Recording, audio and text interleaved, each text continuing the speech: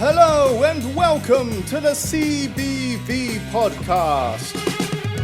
Hello and welcome. I hope you're having a great day today. So we have 9 topics to cover, including the Spider-Man 3 news for the MCU, the Suicide Squad movie, and the Fatman trailer, as well as much more. So let's start with our first topic of the day, and that is Spider-Man Remastered for PS5 will have a new design for Peter Parker.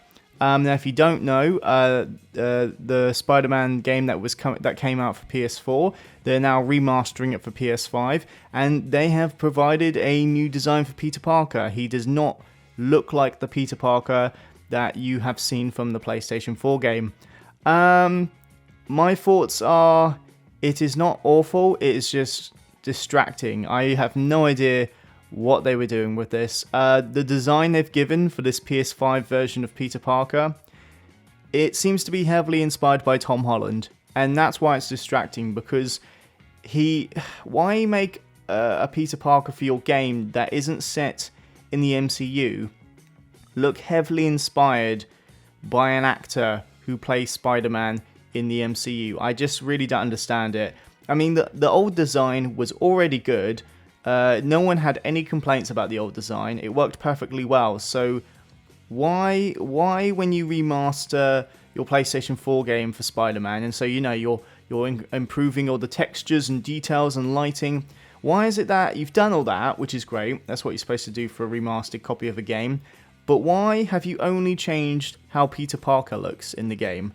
Like, I know that they haven't revealed what the whole game looks like, but the fact that they specifically advertised that you guys are getting a newly designed Peter Parker is really bizarre. And they showed this clip that you've seen from the PS4 game of Peter Parker and Doc Ock working on those Doc Ock arms, and it's the exact same shot for shot, but the only difference is Peter Parker looks very different. And I don't understand it, because you didn't change the design of Doc Ock, so clearly it looks like they're advertising and giving everyone a heads up that Peter is the only one who's going to have a very different design. And it won't ruin the game, because the game is really good. So just admittedly quite a big design has been changed for the game, because you are going to be playing as Peter Parker, Spider-Man in the game. So it's going to be a bit weird that you're playing a different looking character, but it's still Peter Parker, and the gameplay is still amazing. So, that's not going to ruin the game, but it is just very distracting why they bothered to change how Peter looks and make him look like Tom Holland. I mean, this Peter Parker is supposed to be very experienced in being Spider-Man. He's been around for a while. He knows, he's pretty much nailed all his moves and how he uses his powers. But now that he looks like Tom Holland, he just looks too young to be an older Spider-Man, which is going to look really strange when he interacts with Mary Jane, who's supposed to be, kind of like his girlfriend in the game. So it's really weird that he's going to look younger than his love interest. And I'm not saying that, you can't have a love interest who's older. It's just we've already played the game on PS4. So now with this new design, it's going to have a weird new context to their relationship, just subconsciously at least. And it's just a jarring change, and I just really don't understand why Insomniac, the developers of this game, I don't understand why they thought this was a good idea, as no one has ever expressed a problem with the original design. This isn't like a Sonic the Hedgehog situation where, the design of the character was initially released, everyone hated it so much they redesigned it. This is completely different. This is the opposite end of the spectrum. No one was complaining about the PS4 design for the new Peter Parker, and yet they've changed it anyway. And I don't know if it's because maybe they're trying to like hang on to perhaps the popularity of Tom Holland's Spider-Man, but I mean, I just don't understand it. It's very bizarre. It's very weird. I do personally wish they kept the design, because his design suits the type of Spider-Man he's meant to be, an experienced Spider-Man, an older Spider-Man.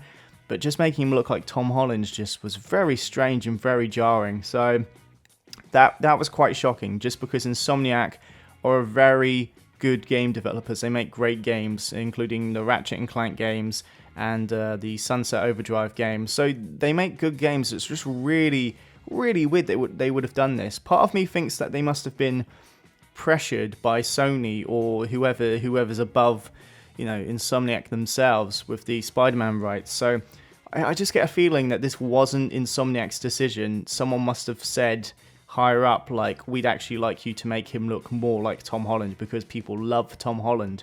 And yeah, people do love Tom Holland, but this isn't that Spider-Man. This is a different Spider-Man. And I thought that was the beauty of the game.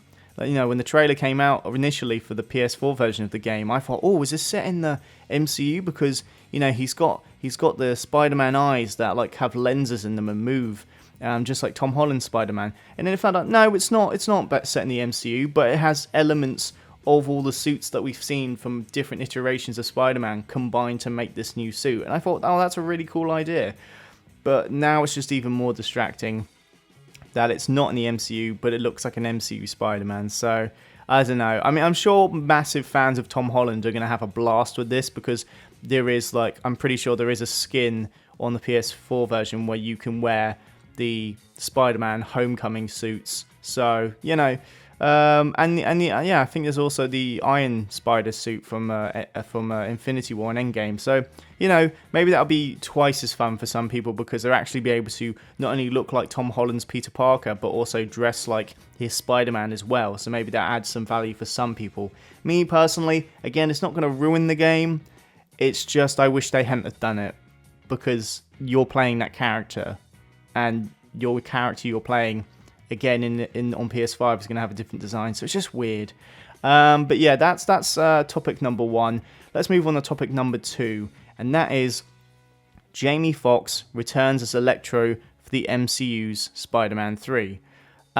Yes, if you haven't heard, the same actor who played Electro from The Amazing Spider-Man 2, he is said to be coming back for Spider-Man 3, which is very interesting, because he is now the second actor to reprise their role for a Spider-Man, reprise their role from a Spider-Man movie to come into this now MCU version of Spider-Man, such as J.K. Simmons. He reprised his role as J. Jonah Jameson from the Sam Raimi trilogy, and he came back for Spider-Man Far From Home in a little cameo at the end of that movie. So, there's starting to be a pattern emerging. Now, it's starting to be very interesting how many actors will be coming back from previous Spider-Man roles. So this is very interesting. But much like how the MCU version of J. Jonah Jameson is a different and not connected version to the one we saw in the Sam Raimi films, it looks like they're going to be doing that same thing where Jamie Foxx, yes, he's coming back to play the same character, but it won't be the version of the character that we saw from the Amazing Spider-Man 2 movie. It will be a new Electro for the MCU, and it'll have his own, I presume, personality. And the only reason I say that is because there's been quotes to say that the MCU version of Jamie Foxx as Electro is not going to be blue like he was in the Amazing Spider-Man 2 movie. So that alone is a pretty big indication that they're at least redesigning his look, which makes me also think that they're going to be giving him a better and more well-fitted personality for the movie, for this version of Electro. So yeah, it's interesting. I'm not against Jamie Foxx reprising his role as a different Electro for the MCU, because he is a good actor. He's a very good actor. However, he wasn't a good fit for Electro in The Amazing Spider-Man 2. It just felt very cringy, very campy. And I know that movie was slightly going for that, but they just went too overboard. His version of Electro was like Jim Carrey's version of the Riddler. So it just didn't work for that movie. But I don't understand why the MCU wouldn't want to separate themselves completely from the Amazing Spider-Man movies and just let someone else play the character. I'd actually prefer that. I think it would be cool to see what another actor could bring to the table for Electro, because I just don't want to fall into the same problem with Jamie Foxx's version of Electro. Again, he's a good actor, but that version of Electro is bad. And yes, I know that they're going to try and do something different for the MCU, so it won't be the exact same version. But yeah, it's just really weird. Like, no one was asking for Jamie Foxx to come back. I've never heard of any hardcore Electro Jamie Foxx fans, but everyone was asking for J.K. Simmons to reprise his role of J. Jonah Jameson. That made sense. Everyone said, oh, he's perfect in that role. He's amazing. So, of course, the MCU was like, he is going to be really hard to recast. So, we will ask him if he wants to come back, and he did come back, and he made a really cool cameo at the end of the Spider-Man Far From Home movie, which confirmed that J. Jonah Jameson is in this universe, and it is going to be played by that same actor again. So that was very exciting. But I don't understand, who's asking for Jamie Foxx to come back as Electro? Have Jamie Foxx come back as someone else if you really want him, but I don't know. Him and Electro just don't seem like a very good fit. But I do trust the MCU. I do trust Kevin Feige, and they do bring us things that we aren't seeing in other superhero films. So I will give them the benefit of doubt. But this news really puts me on the fence. Yeah. Although I will say that this could be a sign that the new Spider-Man film is likely to be focused on the Spider-Verse. Just because if Electro isn't going to be blue, well, actually, no. If regardless, if Jamie Foxx coming back as Electro, that could be a sign, that the Spider-Man 3 is likely to be focused on Spider-Verse. But if he isn't going to be blue, as there are talks that he's not going to be blue, then it doesn't really sound like he's going to be coming from the Amazing Spider-Man dimension for the film. So it's really hard to tell how this is all going to work out and fit together. It's definitely got me very curious. But if Jamie Foxx isn't playing Electro from the Amazing Spider-Man universe, then I would have preferred to definitely see a different actor provide a new interpretation for the MCU. That would have got me more excited. At the minute, I'm not sure how to feel, because if it's not going into the Spider-Verse, which it kind of looks like, but kind of doesn't, then it's not really as exciting. If they came out and said he's coming from a different dimension, he's coming from the Amazing Spider-Man dimension, maybe I'd be more excited. But because there's no news to confirm what their angle is with bringing him back, I'm just not sure how to feel. I'm very much on the fence on this one. And to be honest, if there's one actor that I would have loved to see reprise their role from a Spider-Man movie, then I would have loved to have seen Paul Giamatti reprise his role as the Rhino. Not because he was good in that movie, because, none of the villains were really good in The Amazing Spider-Man 2, but because he's such a good actor, and Sony just screwed him over. They gave him an iconic villain, the Rhino, and they gave him nothing to do in that movie. He was barely a character, and Sony just wasted that actor's potential. So it was really annoying. Even in the trailer for the Amazing Spider-Man 2, the trailer ends on a scene where Spider-Man is in a fight with the Rhino.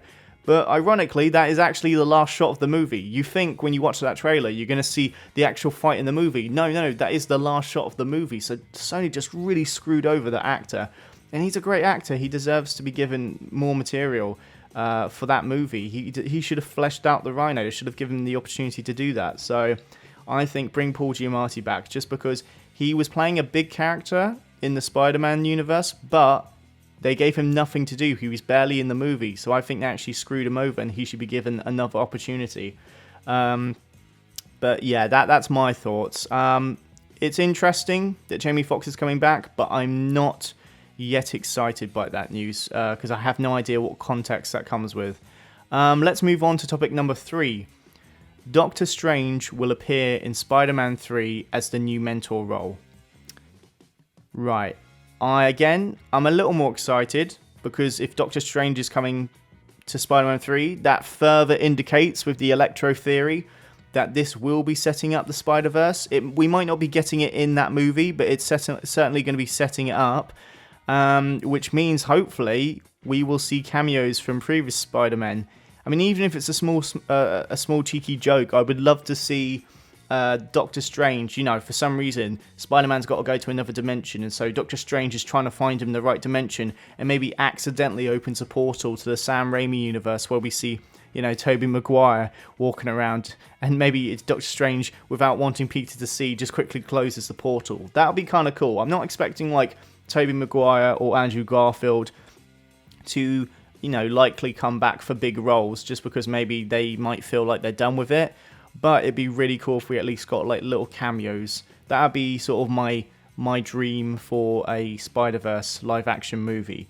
But does Peter Parker need a mentor? Does he need another mentor? Can he not stand on his own? He's Spider-Man. He's one of the most popular characters for Marvel, and yet we always have him have a mentor role. I wasn't against it in Iron Man, because it made sense. Tony Stark made his Spider-Man suit, so that's why It's that functional, and it's the way it is. And also, there's theories that the little kid that Tony Stark saved in Iron Man 2, that's Peter Parker. Like, there's all these cool little theories that, weren't fully confirmed, but at least it adds to, why Iron Man should be in that first Spider-Man movie. Spider-Man, it's the first time he's going up against a big villain. Like in the past, we saw in Civil War, he's only really gone up against street crimes. Now he's going up against actual villains. So that made sense, and I thought it was fun to have Iron Man in that movie. And in the next movie, we have Nick Fury sort of acting as the mentor role, which again kind of made sense because, Nick Fury's sort of part of that whole S.H.I.E.L.D. government thing, and so, he needs to keep tracks on what's going on in the MCU. And so it just, it made sense, and I thought the switch from Iron Man to Nick Fury as Peter Parker's mentor seemed to be a sign that Peter was becoming less reliant on superheroes to guide him. So the fact that we're getting Doctor Strange as, quote, a mentor role makes me nervous because I feel like we're backtracking a bit. I feel like we're now losing the momentum of that to feel like Peter Parker is growing as a hero and becoming less reliant. Who knows? Maybe there'll be news coming out that actually he's not actually going to be a mentor role. But right now, if he's going to be a mentor role, that gets me nervous. You can have Doctor Strange in a Spider-Man movie, but you don't need to make him the mentor. He can help Spider-Man, but this makes it sound like he's going to be sort of teaching maybe Peter some more values. And also, Doctor Strange just doesn't seem like a great fit for a mentor role, just because with all the interactions he's ever had with Spider-Man in the MCU, they've never been very connected. They've never been very emotionally or morally connected by their motivations or their opinions. We've just not seen that spark that we see with, Iron Man and Peter Parker. And so it just seems a bit random to have him as a mentor role, because to be honest, Doctor Strange didn't really seem like he liked Spider-Man at all in the Avengers movies, so it's a little unusual, but we'll see. I'm not against it, and if it leads to Spider-Verse, live-action Spider-Verse movie, I'm more excited, especially now. Combine that with the Electro news, it certainly looks more like it will be going towards a Spider-Man verse, plot. And also, I'm also wondering, will this Spider-Man 3 movie be connected to Doctor Strange's Multiverse of Madness movie, like WandaVision is supposed to be? So, that kind of opens the doors and seeing how the MCU is going to be connected for the future. It looks like they really are going into this multiverse for the next phase of movies. So, yeah, I'm very curious. I'm not against it. It does elevate my excitement a bit because it means we will be getting something different for a Spider-Man movie. It's just the mentor bit. I just don't think we need him to specifically be a new mentor. But having said that, who knows? He may not really be much of a mentor. It might literally be just him helping him out for a few scenes. So we will see. Let's move on to topic number 4, which is the Suicide Squad is heavily R-rated. Joel Kinnaman, who will reprise his role as Rick Flag, he revealed in an interview with THR that he described the Suicide Squad script to be heavily R-rated. This is good news. For example, the concept of the Suicide Squad actually would benefit from an R rating. I mean, you have villains that have killed people in their careers as supervillains, and you also have these characters that have bombs implanted in their necks to go out on this mission. So, if one of them should not follow the rules, Amanda Waller's going to have to blow their heads off with that bomb in their necks. So, obviously, the visual of a bomb going off in their heads would be very gory. And yet, this is another great indication about how different this film is going to be compared to the first Suicide Squad movie, because that first one, I mean, it was rated 15 here in England, but it's not really an R-rated movie. I don't really understand why that was a 15, because there might have been the occasional, swear word, but I don't even remember them swearing that much in that movie. It really felt weird that it's rated a 15 in the UK, and yet it felt very much like any other teen 12 movie for a superhero quality. So yeah, I'm not sure why that was rated R, but it's good that this one actually is intending to be rated R. So it actually hopefully will give me everything that I was wanting from that first Suicide Squad movie. And also, not everything has to be R-rated, but in this case, I think it deserves to be R-rated. For example, movies like Deadpool, that movie wouldn't have worked quite as well if it wasn't R-rated. I'm not saying it wouldn't have worked at all, it just wouldn't have worked quite as well. It actually, it complements the movie that Deadpool was rated R. Logan, it's a very dramatic story about how much a man has gone through and how he's on his breaking point. And that R rating, Wolverine's got claws. His whole power is that he stabs people.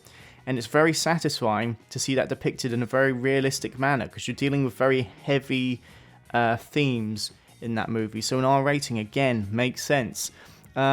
Joker, it's a very heavy and deep movie about how society could potentially push someone to become a man like the Joker. It's very realistic. It's very depicted in this very grounded way. So again, that deserves the R rating. However, having said that, the Suicide Squad clearly isn't going to be grounded in any kind of reality, because if you've seen the trailers that have revealed the characters for the team, they're very comic book accurate, they're very comic-y and very cartoony and over the top. So of course, that's not because it's rated R because of how grounded it is. It's going to be rated R because of just the themes in it. The violence alone should be giving it an R rating. You're having supervillains go out on missions and kill people, and some of them are going to be blown up, and that's you shouldn't steer away from an R rating for that kind of subject matter, because these are bad people in a really messed up situation doing really messed up things. So that makes sense to have it R rated, and I'm very happy that James Gunn is really embracing the wackiness and insanity of this movie, because, when we got that first trailer for the first film, everyone was really excited to see that, and yet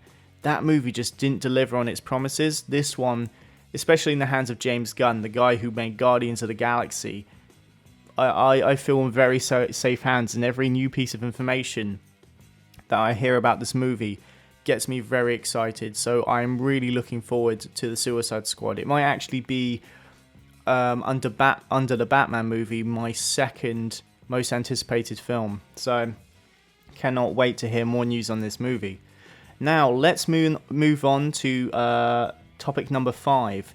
The Suicide Squad spin-off show has been announced, and it's going to be focusing on the character called Peacemaker, who will appear in the Suicide Squad, and that is played by John Cena.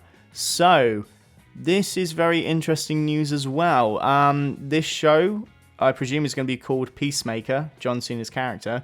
It's said to be an action comedy show that will explore his origins. So there's no confirmation that this show is a prequel to the Suicide Squad movie, but if it's exploring his origins, then there's a slight more chance that it's likely to be a prequel. It also raises the question that, if it is a prequel, does that mean that this character is likely to die in the Suicide Squad, and that's why we're going back in time, because obviously he doesn't have a future if he dies?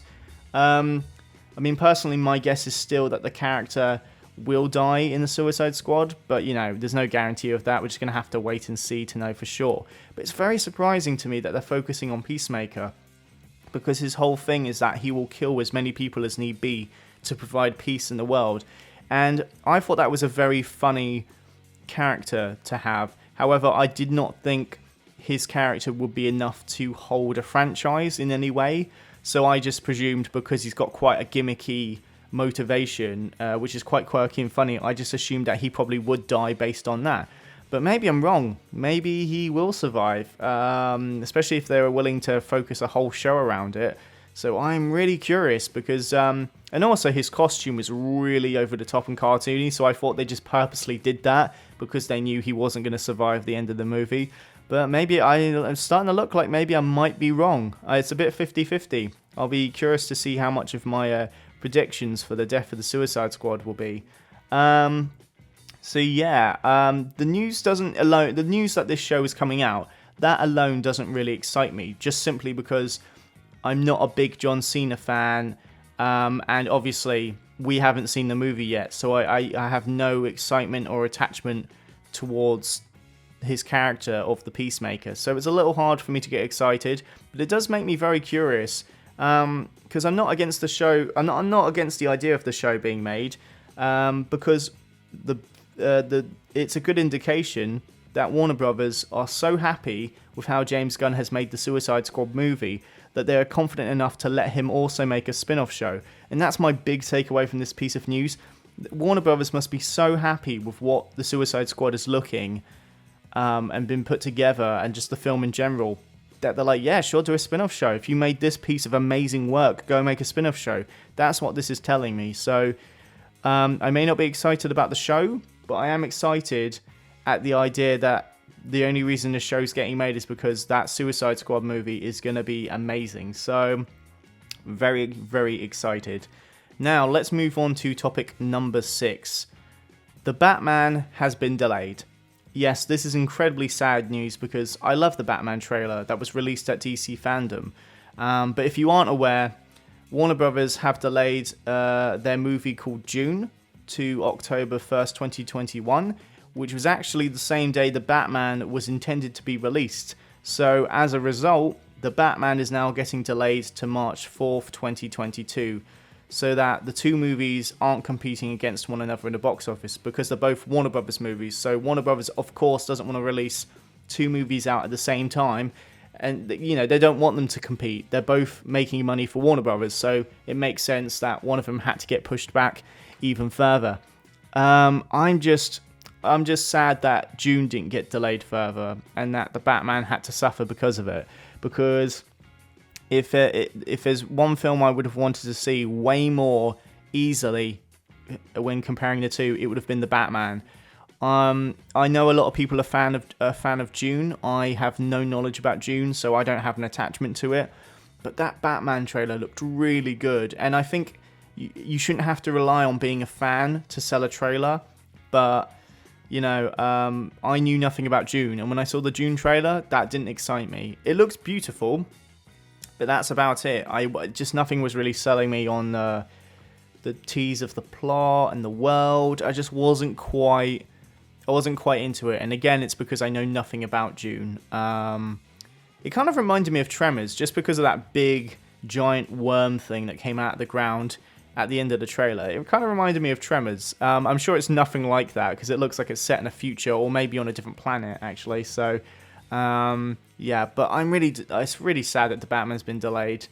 And it also is really sad news because it means that the experience of going back to the cinema is also getting delayed, as no new movies are really being released to the cinemas to attract moviegoers. You know, for now, we're just going to have to be patient and get past these restricting times with the pandemic, and then we can, you know, once we get past all this, we can celebrate by seeing all these amazing movies, which, you know, will be releasing across, you know, 2021 and 2022. We just got to wait till we're in a better position at the minute. But while the pandemic is going on, I am no longer trusting any release dates for movies, because, you know, we're living in very unpredictable times, and so many movies are getting delayed multiple times. So yeah, I there's no point relying on release dates. I will announce if there's any news on release dates, but you just got to take it with a grain of salt, because there's nothing stopping them getting delayed further. It makes me grateful, actually, that I got to see Tenet, Christopher Nolan's Tenet movie, because it looks like that was going to be my last fix of going to the cinemas, and I may not get that again for a while because everything's getting delayed. Right now, the most reliable thing are the release dates for movies that are being released to streaming services, you know, like the second movie for Borat. And actually, speaking of movies being released to streaming services, let's move on to topic number 7. Pixar's Soul movie will be released on Disney Plus instead of cinemas. So, Soul was initially meant to be released in cinemas, but now due to the pandemic and all these delays going on, Pixar is now releasing Soul to Disney Plus, and this will be released on December 25th, 2020. So that's a nice little spot for us to enjoy a family movie during the Christmas times. This has no extra cost for subscribers to pay, unlike Mulan, thank God, because if you didn't know, Disney also had a movie that was intended to be released to cinemas, which was Mulan, and as a result, instead they released it to Disney Plus. However, in this scenario, because it had never been done before, Disney Plus were asking people who had already subscribed to the platform to pay an additional $30 to own the film, but they could only own the film while they were subscribed to Disney Plus. And then just to put a big middle finger up to all those people who subscribed to Disney Plus, they then recently after announced that Mulan, it was not Disney Plus, but people like iTunes and Apple TV, they then announced that Mulan would be available to purchase and own on a digital platform on Apple TV, which completely screwed over Disney Plus's customers because, it turns out it was never going to be exclusively available on Disney Plus. Like me, I didn't want to pay $30 to watch that movie. Especially if I'm not a subscriber and you have to pay an additional fee once you've subscribed and paid that money. So I'm glad I waited because it turns out that it was never exclusively going to be available on Disney Plus because you can now own it on a digitally on your phone from iTunes and Apple TV. So yeah, that's really frustrating, and they did that. But luckily, Pixar Soul, they've learned from their mistakes. I don't think they're ever going to do that again because that's really angered a lot of people.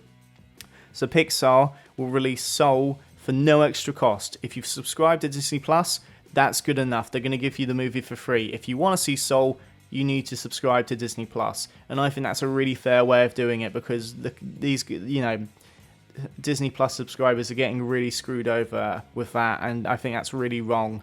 And actually, even if it was exclusive to Disney Plus and you did have to pay $30, I still think $30 is a lot of money to ask. I still think, $20 would have been a much more reasonable price, just because, yes, we know that these films were intended for the cinema to make big money, but it's not our fault, it's no one's fault that we're in the situation we're in. So I know that, Disney needs to make money, but $30 is pretty steep, especially if you can only keep it while you're subscribed to Disney Plus. So that's the news, but it's good news. We're going to have a lovely movie to come out for Christmas with no extra cost. So if you want to go see it, you just go get a subscription for Disney Plus, and that's all you need to pay. So well done, Disney Plus, for doing what you should have done in the first place for all your movies. But you've got to learn. To be fair, this is like a new thing that's being done to get around the pandemic. So I can only be angry at so much. Like, they tried something, it really backfired. So I'm just glad that they learnt from their lesson and they're not doing it again.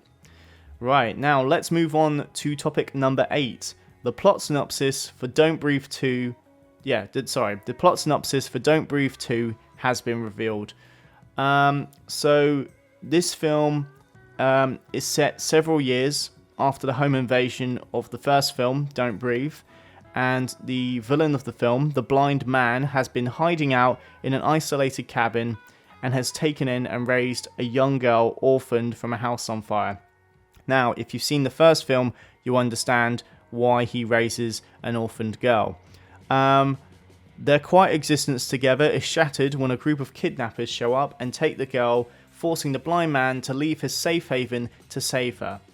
The most interesting thing about this film is that the blind man has switched from being the antagonist of the film to the protagonist, because we're actually going to see this film from the perspective of the blind man, which is very unique and different, and I'm glad they're going in that direction. We're going to experience the film from his perspective this time, which is a great way to do something different in a sequel. Otherwise, it would just feel like you're just going to repeat what the first film did. So, it's a great way to go. And it doesn't feel wrong to have the blind man as a protagonist this time, because although we as an audience may not agree with how he went about getting what he wanted in the first film, you definitely get enough perspective to understand why he does what he does. So, I don't think it's too big of a leap to see a sequel from his perspective now that we as an audience got to understand his character in the first film. My only concern is that I hope the sequel doesn't try to make us like the blind man, because we shouldn't see him as a hero. Yes, his intentions are coming from, I suppose, what you could say a good place in his heart, but the way he goes about it is very despicable. We should not support it, and of course the first film doesn't support it. It does make him out to look like the villain, but if we're following from his perspective in this film for the sequel, I think the movie shouldn't let us forget that. We We only need to understand why he does what he does. We don't need to support the choices he makes. Kind of like how, the film Joker was done. The film in that movie, Joker, that makes the audience understand why someone might become the Joker, but the film never supports or makes an excuse for his actions. It just kind of makes you understand how someone might go about becoming the way they are. And I hope that Don't Breathe 2 takes a similar approach. I do want to follow the blind man's story because it is a very interesting story, but I do not want to feel like we're supposed to be supporting him. I'm sure the movie can give him some good moments because at the end of the day, slight spoiler alert, he wants to be a father again, and that's really what his kind of motivation is. But we should not forget all the horrible things that happened in that first movie because if you haven't seen it, that first movie, he does some really despicable things. So we shouldn't forget that. But I think that this movie can work if you just walk that fine line very carefully of hero and villain. Cool. So very happy. I'll be very interested to see what the Don't Breathe 2 trailer, whenever that's going to come out. But apparently it's finished shooting. Apparently Don't Breathe 2, as far as we're aware, that has actually finished shooting. So they're probably in the editing stages of that now. So who knows? We may get a trailer some point in the future. Who knows? Maybe early next year. Be interesting to see. Let's go on to topic number 9. The Fatman trailer was released. If you don't know, and I didn't know what the Fatman trailer was, it is a great surprise. I'd almost say don't listen to what I'm about to tell you because I'm going to spoil the trailer. I'd say pause this video, go on YouTube and search the Fatman trailer. And if you see Mel Gibson on the thumbnail, that's probably the trailer. Click on it and watch it and then come back. Because this trailer was insane and I have very mixed feelings on it in a good way, I'd say. So if you've seen the trailer, or even if you haven't seen the trailer, I'm going to spoil it now. The Fatman is a movie that centers around Mel Gibson, who is a very grizzled and gritty Santa. So just picture that in your mind. And it seems like because Santa, he's got some very particular skills that no other human can do. It looks like that he had a past where he was hired by the government at one point to go on missions for them. And what with him being Santa Claus, it looks like he's losing faith in humanity. It looks like people are losing the Christmas spirit. And so he's not sure why he's still going around celebrating Christmas and delivering presents and all that. And in the midst of this, he delivers a present to a young, wealthy kid and gives him coal for Christmas because that kid has clearly not been good for Christmas, so he gets no presents. He just gets one bit of coal. And the kid loses it. Kid is very angry with Santa. The kid phones up a hitman and says, I want you to kill Santa. And that hitman is played by Walton Goggins. And that is pretty much the plot of the trailer. The whole plot is that Mel Gibson has to fight against a hitman played by Walton Goggins, and that is the film. They're just going to go shoot each other. And I thought this was insane, like giving Santa a gun. What if Santa was a badass and, was a hitman? Not a hitman, but what if he had to defend himself and kill anyone who was coming to kill him? So it's a very interesting and unique trailer. It's clearly supposed to be a comedy and not taken seriously. But the weird thing is, for me, it's the tone that the trailer didn't quite sell me on. It is a comedy, very clearly, but it takes itself really seriously in the trailer. So it'll be interesting to see how that transfers into a movie. Like, will I find that as funny if they're taking it really, really seriously? I think the trailer needed to be a little more cheesy. It might have been the use of music, it might have been the way they edited it, but I don't think that they made that quite comedic enough. I think they went too dry for the humor and took it a little too seriously. However, that's not to say that I don't want to see this movie. This is a very unique and original premise, and I really would be interested in seeing a movie like this, especially something as insane as Santa Claus getting a gun. It looks great. It's not got visual effects. It looks very grounded in the sense that everything looks real in the trailer. And yeah, I'm very interested. I really want to go see this. Unfortunately, I don't know if I can see this because I looked on IMDb and it doesn't look like this is getting released in the UK. So I'm a bit worried because I don't want this to be another situation where I wanted to see a film called Guns Akimbo, where Daniel Radcliffe has guns bolted to his hands. And it turns out I can't see that movie because it was only released in very specific locations, I think in America. And it never came out on DVD, so we can't get a digital copy or a DVD copy here. So I'm a little sad that I won't be able to get to see that movie unless I walk to the ends of the earth to go do that, which I'm probably not going to do. But I'm a bit worried that this really cool original concept for a movie is also one that I'm not going to be able to see in the UK. So sad times for that, but fingers crossed that the popularity of the film means that I get to see it over here. So if you like the trailer, I'd say go support it, or if you at least want to see something different, I'd say go see it if it's being released in your area. And yeah, basically for selfish reasons, I just want to be able to see it over in the UK. So I guess support me for that, and also support the film because it looks amazing. So that's all the news I have today. So thanks so much for listening to my thoughts on these video game, movie and TV news. Like and share to support the channel. Subscribe if you haven't already to keep up to date with any more news I have in the future. And if you'd like to support the channel even more, then please check out a link in the description below to the Undecided's latest single called Take It Off, which is available on iTunes right now as well as many other digital platforms. So for now, stay safe and take care.